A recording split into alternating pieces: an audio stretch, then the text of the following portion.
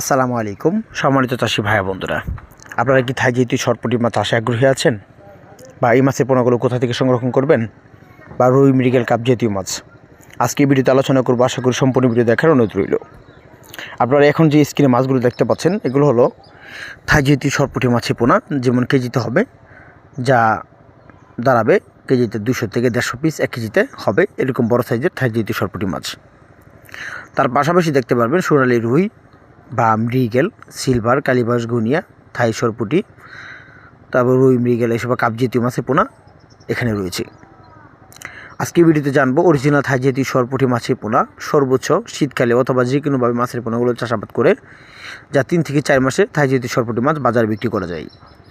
যেমন 3 থেকে 4 মাসে বা 5 মাসে মাছের ওজন যা দাঁড়াবে, যা এক একটা মাছের ওজন প্রায় আপনি ধরতে পারেন 400 থেকে 600 গ্রাম।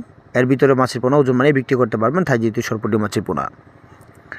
আপনারা যদি থাই জাতীয় সরপুটি মাছের পোনা অবশ্যই আপনারা এককভাবে চাষ করবেন না, তার পাশাপাশি রুই মৃগেল অবশ্যই চাষ করবেন, কেননা ওই মাছের সাথে এই মাছের পোনাগুলো খুবই চাষে লাভজনক হয়।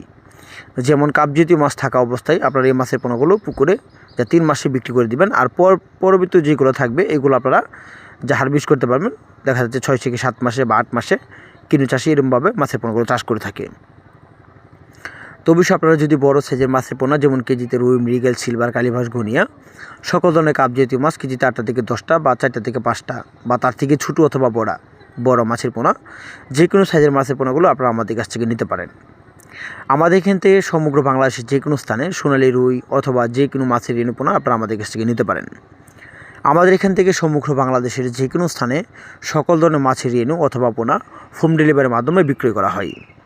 এই মাছের পোনাগুলো মিশ্র পদ্ধতিতে চাষাবাদ করা যায়, যেমন প্রতি শতাংশে 150 অথবা 180 পিস, এভাবে প্রতি শতাংশে সকল ধরনের মাছের পোনার সাথে মাছের পোনাগুলো চাষাবাদ করা যায়।